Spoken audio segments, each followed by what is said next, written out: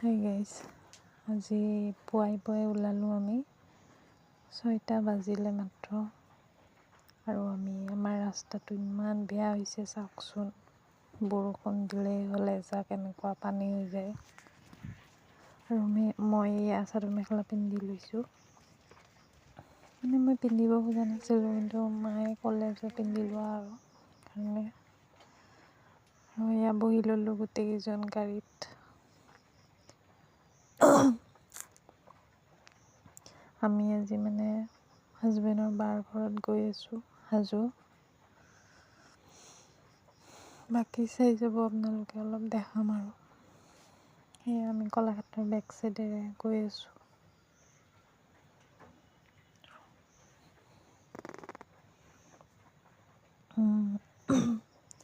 আমি সেইদিনা নাথাকোঁ বুলিয়ে গৈছোঁ, সেইকাৰণে পূৰা পুৱাই ওলাইছোঁ, যাতে দিনটো থাকি আমি আবেলি আহি যাব পাৰোঁ।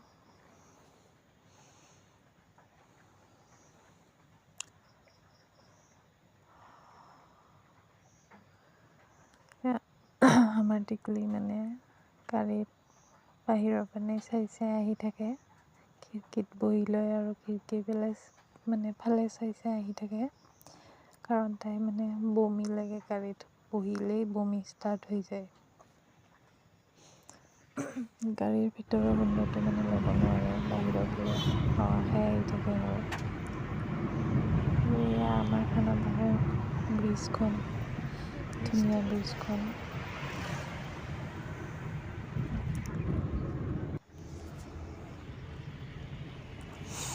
আমি যোৰাবাট পালোঁ।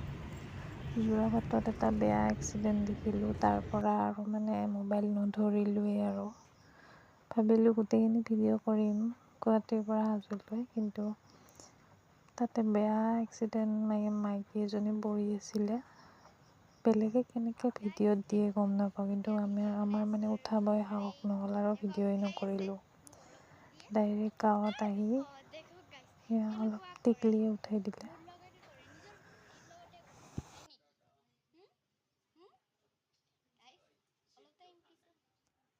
সেয়া আমি ৰীল বনালোঁ অলপ কেইটামান। গাঁৱত চাওকচোন, গৰু ছাগলী ইমান থাকে, মানুহৰ ঘৰে ঘৰে, ইমান ভাল লাগে। আমাৰ বাহঁতৰ গাঁৱতো আছিলে, ইমান ভাল লাগে গাঁৱত।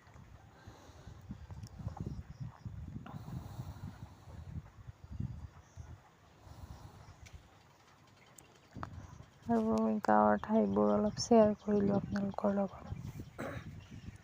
পূৰা পুখুৰীবোৰ থাকে আৰু গোটেই সেউজীয়া হৈ থাকে, ইমান ধুনীয়া লাগে।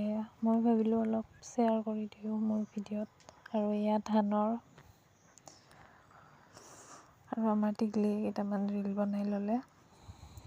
তাই গাঁৱত নাযায় ন, কেতিয়াবা লৈ যোৱা হয় বন্ধত, সেইকাৰণে বহুত ফূৰ্তি পালে আৰু তাই কেইটামান ৰীল বনাই ল'লে। কোন হয় জানো? এয়া মোৰ ভণ্টি। তো গাঁৱত আহিছোঁ, গাঁৱটো বহুত ধুনীয়া হয় তাইৰ। আৰু শুনক গাইছ, আপোনাক দেখাওঁ গৰু চৰু জাগা